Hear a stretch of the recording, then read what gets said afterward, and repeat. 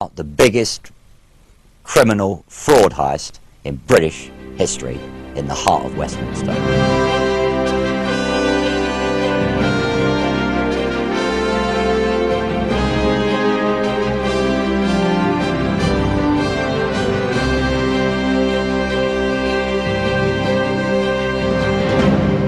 Gerald Carroll was once head of Britain's third largest private business. The value of his empire was estimated at £500 million.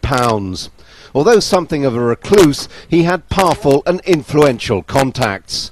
At the height of his powers, his organisation consisted of 85 companies, collections of art, cars, wine and stamps, as well as a fine library.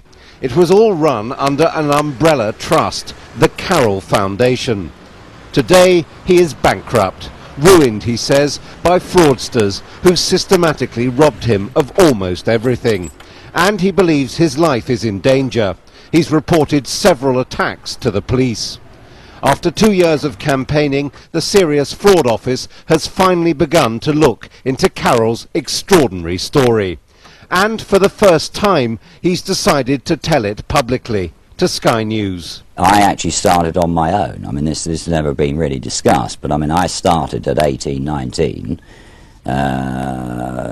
like any young man. I mean, I wanted to try and get myself a nice sports car.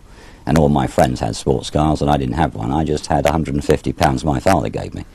Nevertheless, his businesses were thriving. He bought Warren Park, a fabulous 500-acre stud at Newmarket with a fine house. This was Carroll's country seat, and it certainly befitted his image as a jet-setting entrepreneur. He had a private box at the Newmarket racecourse. He listed his recreations as racing, sailing and shooting, but he had another obsession: fast cars. The Carroll collection, mainly Ferraris and Lamborghinis, was housed in a lavish outbuilding at Warren Park. They had their own curator and were for Carroll a source of great pride and satisfaction. Visitors were regularly dispatched to Newmarket to admire the cars, followed by an afternoon at the races. Inexplicably, Gerald Carroll himself says he was shut out. He knew nothing of these developments, and he claims his signature was either forged or a signature stamp was used. When you're running 85 companies, you really haven't got a clue. Once you have scale, you have to rely, you are trusting on the individuals closely around you. So I thought I had a grip of what was going on.